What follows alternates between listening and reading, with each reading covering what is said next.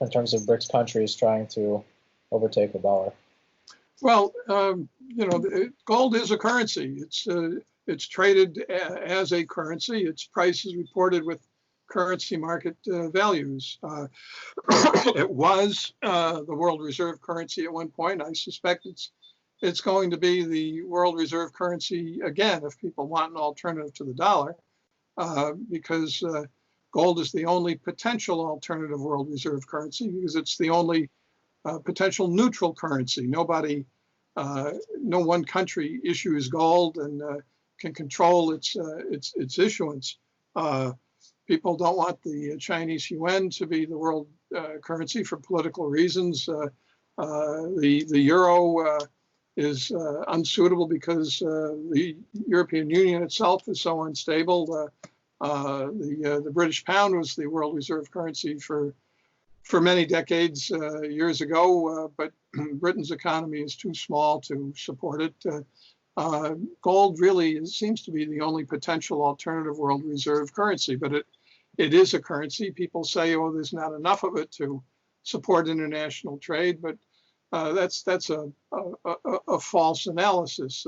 At a high enough price per gram of gold, one lousy gold ounce could support all international trade. If a gold atom was worth $1 trillion, you don't need a lot of gold. You just need a lot of valuation in the gold, and that's really, you're right to point this out. This is the big geopolitical issue that's going on right now. Whether the world wants to continue being the vassals of the United States, because the dollar is the primary mechanism of U.S. imperialism in the world.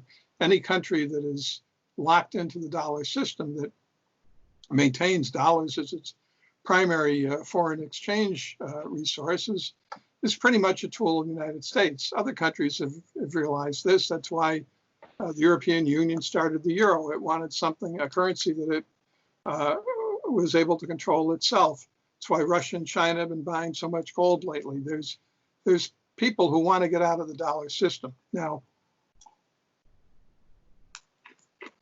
how soon will there be a change? I mean, it could be this weekend, it could be years from now. But the dollar competes not only with all other currencies, it competes with gold. And if you are dependent on the dollar for most of your financial transactions, you are at the mercy of the United States. We see the sanctions, the economic sanctions and political sanctions the United States imposes on any country that crosses the United States in foreign policy. Well, if you're living in the dollar system, and most of the world is, you're a subordinate of the United States. And, the rest of the world is growing to resent this a little bit. Yeah. So how has the rest of the world pushed back against this, and have they criticized, obviously, the price manipulation of the U.S. government and Western countries? Russia and China have, China much more than Russia, but Russia as well. They have acknowledged the imperialism of the dollar and their interest in getting out of the dollar system. The Europeans less so, but the creation of the euro was a move toward European independence of the dollar system. It hasn't totally succeeded yet. I'm not sure whether it can succeed given the political divisions in Europe, but that hasn't been decided yet.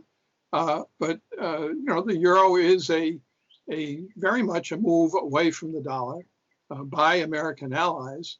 The acquisition of a lot of gold by Russia and China in recent years is a move away from the dollar as well. A few years ago, when WikiLeaks published a lot of supposedly secret U.S. State Department cables, among the cables it published, and which are kept on Gada's internet site as well, are cables from the U.S. Embassy in Beijing, China, to the State Department in Washington, which are translations of commentaries in the government-controlled press in China. And these cables are full of translations of stories about gold price manipulation and gold price suppression by the United States. The cables show that China knows all about the US government policy of gold price suppression. And they show that the US government knows that the Chinese government knows all about it because the State Department got these translations from the embassy in Beijing. This issue is secret only in the mainstream financial news organizations in the West. It's certainly known among every major central bank what has been going on here, and I think it's known widely among a lot of people who pay attention to financial markets, but it's just too sensitive to talk about. Right. That's incredible. So how might